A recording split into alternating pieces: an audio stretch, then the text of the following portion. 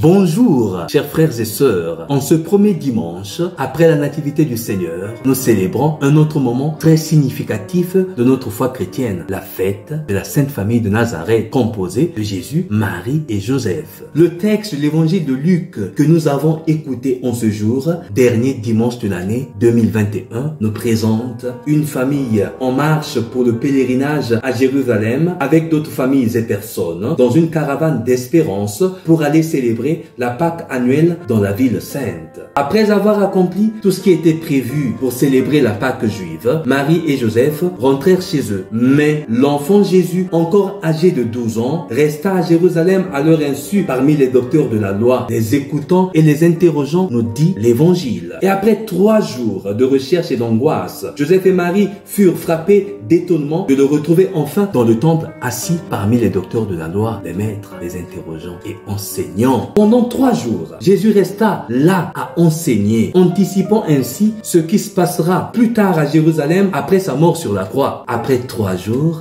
en effet, il ressuscitera. Après 3 jours de souffrance et de douleur, Marie et Joseph eurent la joie de le retrouver dans un lieu stratégique où le Verbe de Dieu s'incarne précisément dans le temple, dans les cœurs des maîtres, docteurs de la loi, dans les cœurs de toutes celles et ceux qui l'écoutaient, stupéfaits de son intelligence et de ses réponses. Tel est d'ailleurs le vrai sens de la réponse que Jésus donnera à Marie et Joseph. Pourquoi donc me cherchiez-vous? Ne saviez-vous pas que je dois être dans la maison de mon Père? Mais eux ne comprirent pas tout de suite la parole qu'il leur avait dite. C'est exactement ce qui arrive souvent de nos jours dans nos familles. Nous commençons harmonieusement le voyage d'amour ensemble, mais nous ne savons pas ce qui arrivera dans 3 jours, c'est-à-dire dans quelques mois ou dans quelques années. Nous ne savons pas ce qui arrivera. Entre incompréhensions diverses et incommunicabilité dans le cheminement familial, on ne se comprend plus entre parents et enfants, entre mari et femme, entre frères et sœurs, entre parents divers. Ici, Jésus demande une compréhension au-delà de la mesure à Marie et Joseph. La compréhension d'un mystère qui a encore tout à découvrir et tout à révéler. Dans ce mystère, Marie y est entrée un jour avec un oui décisif, le fiat de Marie à l'annonciation, sans savoir ce qui l'attendait précisément. Elle s'est jetée dans l'inconnu de l'histoire,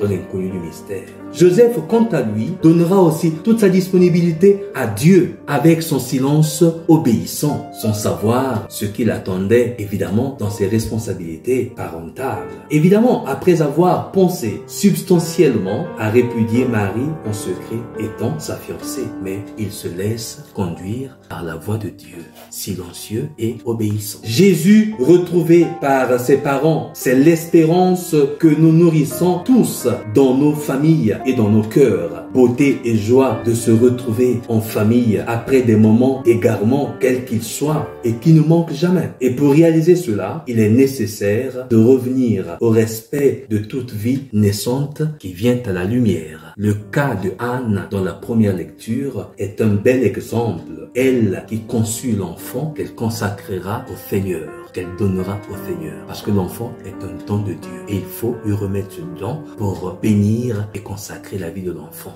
Voilà ce à quoi nous devons nous atteler comme parents. Bénir, consacrer les enfants au Seigneur. Et il y a un style de vie qu'il faut respecter, répondant à la volonté de Dieu. Et ce style de vie doit être confronté avec assiduité à ce qui est rapporté dans le passage de la première lettre de Saint Jean apôtre, qui est la deuxième lecture de ce jour.